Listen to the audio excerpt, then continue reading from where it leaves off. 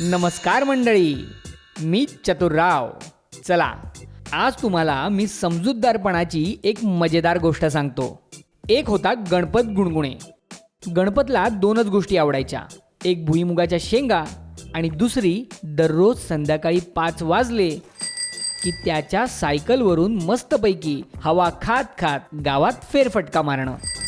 गणपत दिसला की 5 वाजले असं समजायचं. पण एके दिवशी गावात 5 वाजलेच नाहीत. गणपत दिसला नाही. त्याला शोधण्यासाठी म्हणून त्याचे मित्र त्याच्या घरी पोहोचले. बघतात तर काय, गणपतची सायकल अचानक बिघडलेली, चैन तुटलेली, मागचा टायर पंक्चर झालेला. आता सायकलचीच हवा निघाली तर संध्याकाळची हवा कुठून खाणार? गणपत विचार करत बसलेला. नवीन सायकल मिळेल, नाही मिळेल, आणि मिळाली तर कधी मिळेल? समस्या गंभीर होती. पण स्वस्थ बसला तर तो गणपत कसला? त्याने एक युक्ती केली आणि सर्व मित्रांची मदत घेऊन गणपत सायकल घेऊन गेला बब्बन मिस्त्रीच्या दुकानात.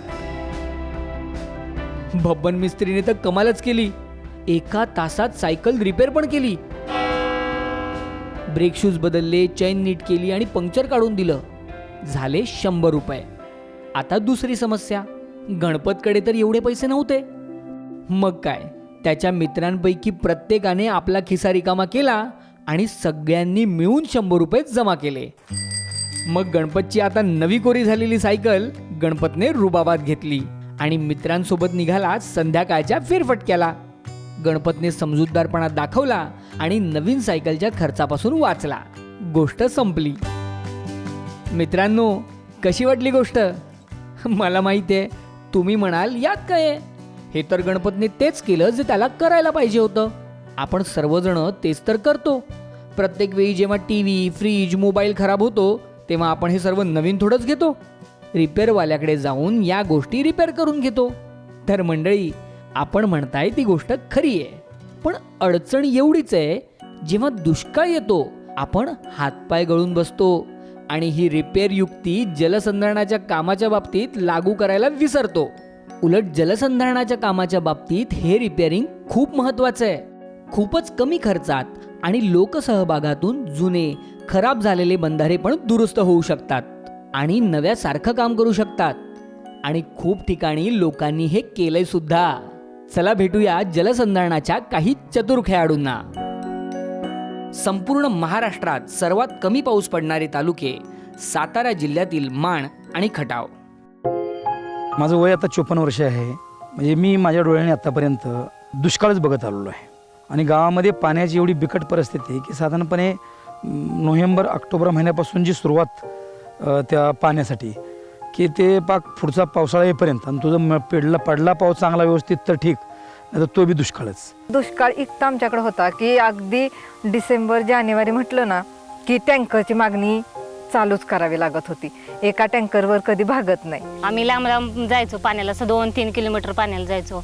पाणी मग भेटायचं नाही पाणी प्यायला. केंडाने ह्यानी मोठ्या पाणी आणायला लागायचं. घरातली एक महिला दिवसभर पाण्यासाठीच राबत होती.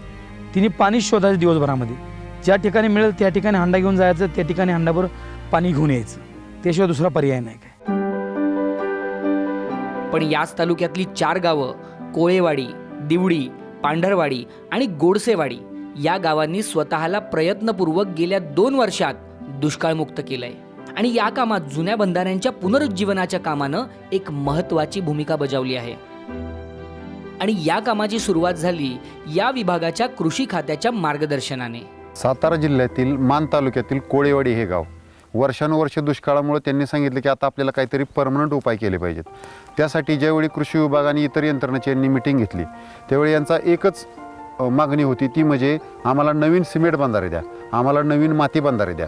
त्यावेळी आम्ही त्यांना सांगितलं की सुरुवातीला आपण सर्वजण मिळून गावात शिवार फेरी करूया. ही शिवार फेरी करत असताना एक नवीन सत्य समोर आलं.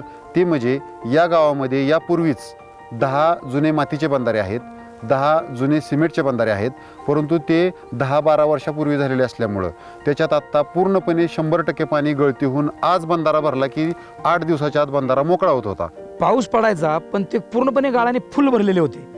तेव्हा इथं बंधारा आहे की नाही हे आम्हाला माहिती बी नव्हतं आणि काय जे अर्धवट होते ते खालून लिकेज होत होते. मग याच्यावर त्यांना आम्ही पर्याय सुचवला की नवीन बंधाऱ्यासाठी शासनाच्या मागं लागण्यापेक्षा साईट क्रिएट नवीन तयार करण्यापेक्षा जे जुने बंधारे आहेत त्याचं जर आपण गाळ काढला आणि लिकेज काढलं तर हे कमी खर्चात आणि कोणाच्याही शासनाच्या मागं न लागता तुम्ही लोकसहभागातून ही कामं करू शकता आणि त्यानंतर शासन जी मदत देईल ती तो आपल्यासाठी बोनस असेल. गावात एक मीटिंग झाली आणि लोकांना पैसे गोळा करण्याचं आव्हान केलं गेलं. पण काही लोकांच्या मनात शंका होत्या. ज्यावेळी गावामध्ये लोकसहभागाचा विषय झाला, आम्ही सांगितलं तुम्ही लोकसहभाग गोळा करा. त्यावेळी एका शेतकऱ्याने आम्हाला प्रश्न विचारला की साहेब मी 5,000 रुपये देतो, परंतु ह्या माझ्या 5,000 रुपयातून मला काय मिळणार.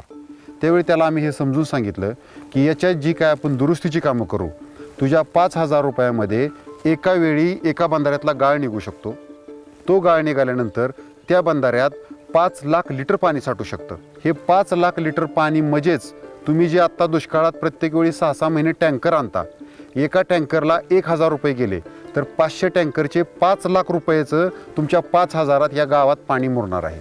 शिवारात जर सगळ्या बंधाऱ्यात जर अशा पद्धतीने 5-5 लाख लिटर पाणी जर मुरलं तर पाण्याची पातळी वाढणार आहे, प्रत्येकाच्या विहिरीला पाणी फुटणार आहे आणि प्रत्येकाच्या पिकाला पाणी मिळणार आहे. त्यामुळे तुमची आर्थिक स्थिती सुधारणार आहे. या मिटिंगातून लोकांना वरचेवर प्रबोधन करून एकत्र आणून लोकांचा सहभाग वाढवून किंवा तुम्हाला वर्गणी देता येत नसेल देऊ नका पण सहभागी व्हा.